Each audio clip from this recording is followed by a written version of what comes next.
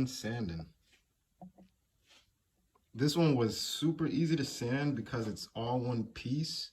And I use my sanding block, of course, with a little bit of elbow grease as always. But this was pretty simple. You see it's pretty smooth, even though you see those like lumps and stuff.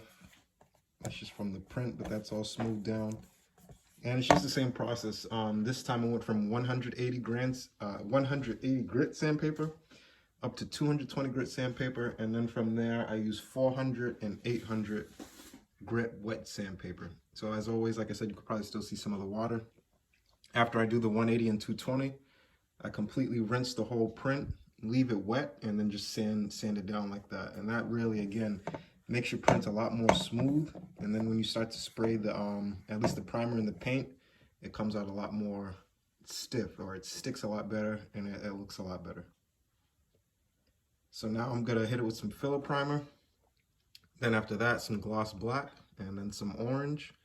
And then I'm gonna have to hand paint these like black indents just to give it some more detail. Gotta find something out to do with the eye. I can either print something, or I know they have like the contacts. I've never put a contact in my eye, and I don't really want to, but I think it'll definitely look pretty dope with this cosplay, so we'll see.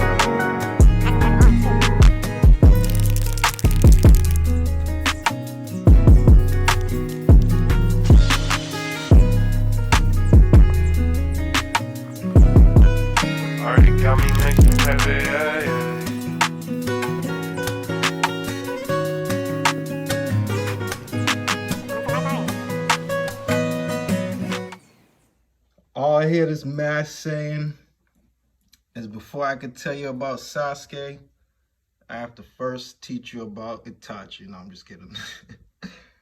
This orange came out great. So I used normal gloss black first. I was hoping that when I sprayed the gloss black in between like those creases, that it would stay a lot more, but it looks like the orange kind of like overtook it, which is weird because when I was using the black, I literally had to like spray in those cracks, but the orange just seemed to spread a lot better. The orange that I used was this fire orange here. I tested it out at Home Depot. Once I seen that thing spray, I was like, yeah, that's perfect. I think the camera does a lot.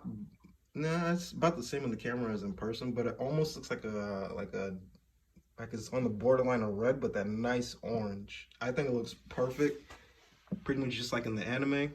All I have to do from here now, whenever I spray paint something and I have to paint over it, I always dry brush. For some reason, it's just a lot better to dry brush, because when I wet the brush and then paint, then it always leaves like the like you can see like the paint lines and everything like that. So I just like to dry brush because it sits on there a lot stiffer. And since I use acrylics, if there's ever any issues, then I just use water and wipe it off. But all I'm gonna do is take some acrylic black and just get in between those, and we'll be all set to start the 4th Ninja War, boy!